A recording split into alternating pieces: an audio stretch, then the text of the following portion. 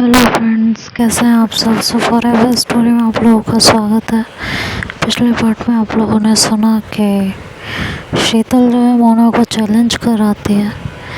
अब चैलेंज करने के बाद वो घर आके सोचती है कि मोना बहुत ज़िद्दी है, कहीं ऐसा ना हो कि वो इस चैलेंज को पूरा कर ले। अगर वो पूरा कर लेगी तो मैं उसे लेके कहाँ जाऊँगी, क्या करूँगी।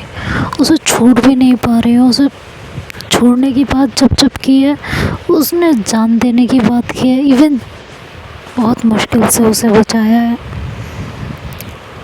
वो कुछ भी कर सकती है।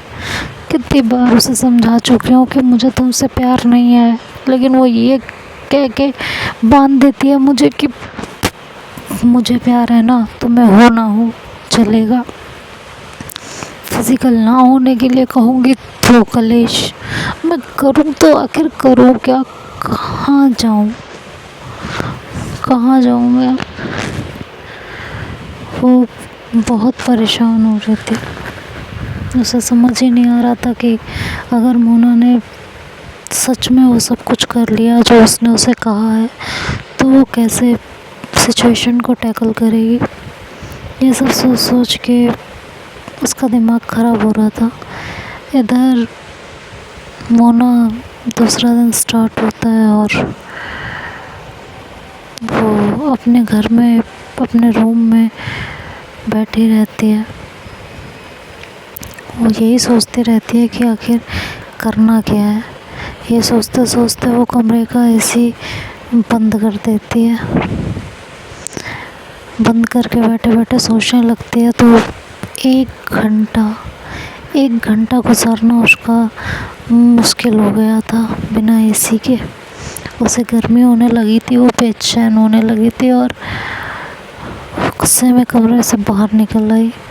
जाके रसोई में खड़ी हुई खाना बनाने के लिए।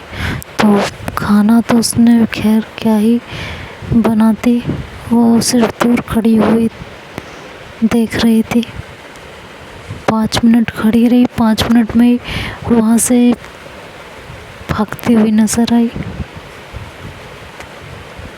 जो शीतल ने कहा था वो एक भी काम वो नहीं कर पाई। थक हार के शाम को शीतल से मिलने उसके घर पहुंची तो उसे कार के साथ देखकर शीतल के होठों पर मुस्कान आ गई। मोना ने उसे देखा और बुरा सा मुंह बनाकर कहा कि ऐसे मत हंसो, मुझसे नहीं हो रहा है ये सब। अच्छा तो फिर क्या करें, भागना कैंसिल? शीतल ने मुस्कुराते हुए पूछा। तो मोना ने कोई जवाब नहीं दिया। फिर बोली, कोई और रास्ता नहीं है? शीतल ने कहा, देखो तुम्हें अगर मेरे साथ रहना है तो ऐसे ही रहना होगा, बिना किसी सुख सुविधा के। तो मैं तुम्हें उतनी सुविधाएं भी नहीं दे सकती जितनी अभी मेरे घर पर है। और तुम्हें तो मेरा घर वैसे भी पसंद नहीं है।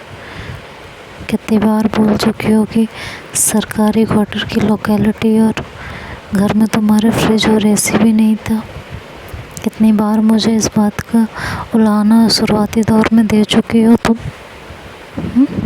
घटिया लोकेलिटी, इसका ताना तो तुम मेरे घर आते ही कितनी बार मार चुकी हो। तो मैं तो तुम्हें इतनी भी सुख सुविधाएं नहीं दूंगी जितनी इस वक्त मेरे घर में है। शीतल की बात सुनकर मोना ने कुछ नहीं कहा, बस उसे घूरती रही और ठंडी सांस लेकर बोली कि लगता है भागना कैंसिल ही करना पड़ेगा। उसकी बात सुनकर शीतल ने चैन की सांस ली और मन ही मन कहा, पलाट टली यार। फिर उसे बोली, चलो घर के अंदर चलो, तुम्हें कोल्ड ड्रिंक पिलाऊं, गर्मी बहुत ज़्यादा है, तुम्हारा सर दर्द होने लगेगा। वैसे भी तुम्हारे ताना मारते मारते घर में फ्रिज आ ही गया है। जाके अंदर कोल्ड ड्रिंक पिए और मोना उसका सर खाती रही कि अब वो क्या करे, उसे शादी नहीं करनी है। कुछ तो करना पड़ेगा, वो भाग भी नहीं सकते है, मैं क्या करूं। और धीरे धीरे वक्त कटने लगा, कुछ दिन और बीत गए। मोना की शादी को लेकर जो एंजाइटी थी धीरे धीरे ख़त्म हो गई थी। इधर शीतल ने अपने जानने वाले दोस्तों और टीचर से सलाह मशवरे के बाद कंप्यूटर कोर्स में एडमिशन लेने का मन बना लिया था। कंप्यूटर ऑपरेटर और सॉफ्टवेयर में चांसेस ज़्यादा थे अच्छी जॉब के। 2 साल का कोर्स था, इंस्टीट्यूट घर से दूर पड़ता था, आने जाने में समय भी लगता था। इसी वजह से आजकल मोना से मिलना ज़्यादा नहीं हो पा रहा था।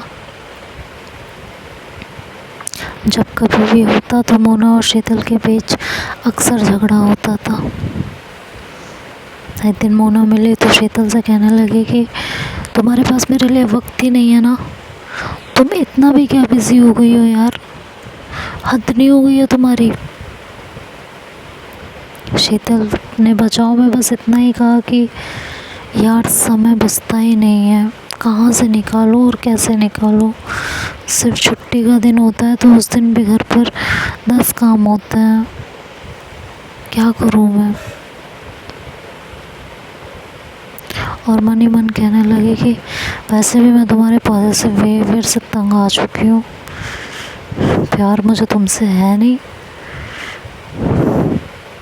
और तुम्हारा ये पॉजिटिव बिहेवियर मेरी जान ले लेता है। कहाँ जा रही हूँ, क्या कर रही हूँ, इससे बात मत करो, उससे बात मत करो, कब आओगी, कब जाओगी, इतने क्वेश्चन तो मेरे माँ बाप भी नहीं करते जितने तुम करते हो। हालांकि ये सारी बातें शीतल की हिम्मत नहीं थी कि वो मोना के मुंह पे कह पाती, इसलिए वो अंदर ही अंदर बोल रही थी। शीतल को मोना से प्यार नहीं था, ये बात मोना बहुत अच्छे से जानती थी, लेकिन मानती नहीं थी। उसे लगता था उसे शीतल से प्यार है, जो तो लोगों के एक साथ होने के लिए काफ़ी है। शीतल के मन में बेशक दोस्ती है, पर वो उसके साथ रहे इतना ही काफ़ी है। और वैसे भी मोना जानती थी कि शीतल उसे छोड़कर कहाँ जाएगी। मोना ये भी जान चुकी थी कि शीतल को लड़कों में कोई इंटरेस्ट नहीं है और ना कभी था। हाँ, उसे नीलू के बारे में कुछ नहीं पता था, लेकिन मोना को इस बात का यकीन था कि शीतल उसे नहीं छोड़ेगी। और इधर शीतल भी ये जानती थी कि मोना उसे कहीं नहीं जाने देगी। अगर उसने कोशिश भी की उससे दूर जाने की तो इमोशनल ड्रामा और ब्लैकमेलिंग शुरू हो जाएगी। हो सकता है कि वो अपनी जान ही ना ले ले। मोना उसके गले का वो निवाला थी जो ना निगलते बन रहा था और ना उगलते बन रहा था। शीतल को समझ ही नहीं आ रहा था कि मोना से वो पीछा कैसे छुटाए। वक्त गुजर रहा था और ये साल भी ख़त्म होने को आ रहा था। शीतल और मोना का लड़ते झगड़ते रूठते मनाते हुए ये साल भी ख़त्म हो गया था।